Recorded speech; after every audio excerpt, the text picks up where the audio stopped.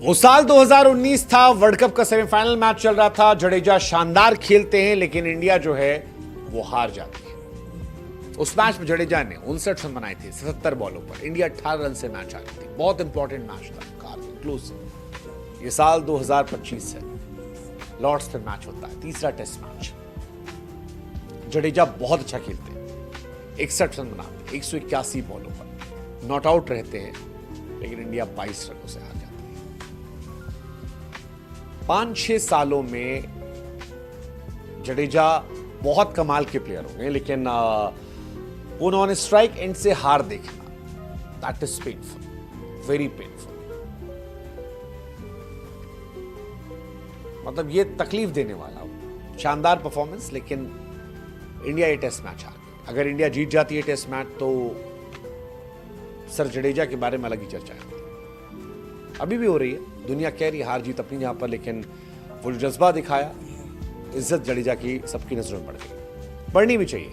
जडेजा भारत के दूसरे खिलाड़ी हैं जिन्होंने लॉर्ड्स की दोनों इनिंग में अर्धशतक लगाया। फर्स्ट इनिंग में 72, सेकेंड में 61 नॉट आउट, और ये 72-73 साल में पहली बार हुआ। जडेजा बहुत कई बार लगता है अंडररेटेड है। कई बार उन्हें गालियां बहुत पड़ती हैं कि यार बड़े बड़े खिलाड़ी बाहर आते हैं, जडेजा के बारे में बात नहीं होती। लेकिन जैसे आप ये सवाल करते हो, जडेजा आपको अपनी परफॉर्मेंस से खामोश कर देते हैं। इंडिया 82 फॉर 7 था जनाब, 7 विकेट 82 रन पर, और वहां से जडेजा 170 तक ले गए। That's Ravindra Jadeja for me. Reddy के साथ पार्टनरशिप की, बुमराह के साथ पार्टनरशिप, सिराज के साथ पार्टनरशिप, और अगर आप देखोगे रेड्डी, सिराज और बुमराह के साथ जो गेंदें खेली गई वो टॉप 6 के ज्यादा है। फिर भी 22 रन से हार गए, टू क्लोज लेकिन टू फार। मतलब इट्स पेनफुल। हालांकि इस पे भी लोग कह रहे हैं भाई सीएसके वाले जडेजा थे, 61 बनाए थे, 6 + 1 7, Thala for a reason, CSK matters. लेकिन ये सब मजाक की जगह पर अलग। जडेजा की पारी तो जबरदस्ती है, लोन वॉरियर जिसे आप कहते हो।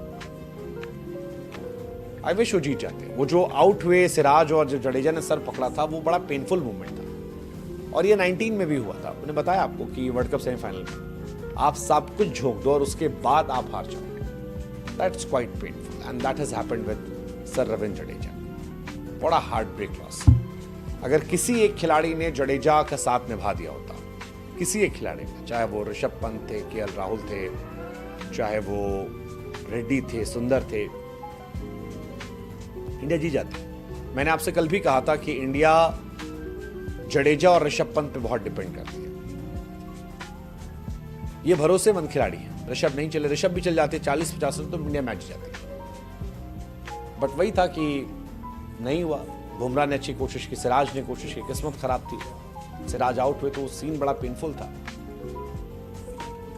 बट अगेन बड़ा बैट्समैन यार सर जडेजा। बैटिंग जो उनकी इंप्रूव हुई है 2019 के बाद, अद्भुत है यार, अद्भुत है। जिस तरह से इंप्रूवमेंट आई जडेजा की, उनसे अच्छा स्पिनर टेस्ट टीम में फिलहाल कोई नहीं है, फील्डर तो इंडियन टीम में कोई नहीं है, और बैट्समैन भी आपके बड़े बड़े बल्लेबाजों से वो ज्यादा अच्छे बल्लेबाज हैं। बट ठीक है, दिन खराब है। Loan warrior, fighter, legend, history याद रखिए लॉर्ड जडेजा। और बेहतर हो सकता था, वो ज्यादा बेहतर डिजर्व करते थे। लेकिन वही हमने कहा ना कि चलो ठीक है, हार जीत अपनी जहां पर, लेकिन जडेजा की लड़ाई याद रहेगी। 72 सालों में पहला खिलाड़ी जिसने 50+ बनाया। So ladies gentleman, give some respect to Ravindra Jadeja. हालांकि कुछ लोग कह रहे हैं कि जडेजा थोड़ा तेज खेल सकते थे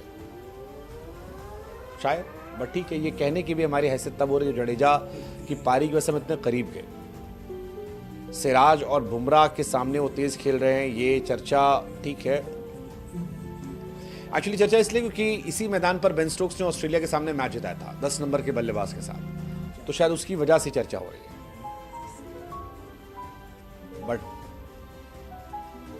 लेट्स होप कि इंडिया जडेजा को रिस्पेक्ट दे। जब भी जडेजा जाए वो रिस्पेक्ट लेके जाए, बिकॉज बहुत सारे खिलाड़ी रिटायर हो गए बिना रिस्पेक्ट पाए हुए। जडेजा ने बहुत कुछ इंडियन क्रिकेट के लिए किया है, एंड लेट्स होप कि वो जीते। बाकी टेस्ट मैच कमाल था यार, टेस्ट मैच ग्रेटेस्ट फॉर्मेट यार, no doubt about it. T20 आपको पैसा देता है, ODI entertainment, but test match जिंदगी जीना सिखाता है, और वो जडेजा ने दिखाया। स्टोक्स का जडेजा कहा, दैट वाज स्पेशल। स्टोक्स को भी एहसास था कि चैंपियन खिलाड़ी है, शानदार लड़ाई लड़ी है, and that's test cricket at absolute best. But again we feel bad for Jadeja.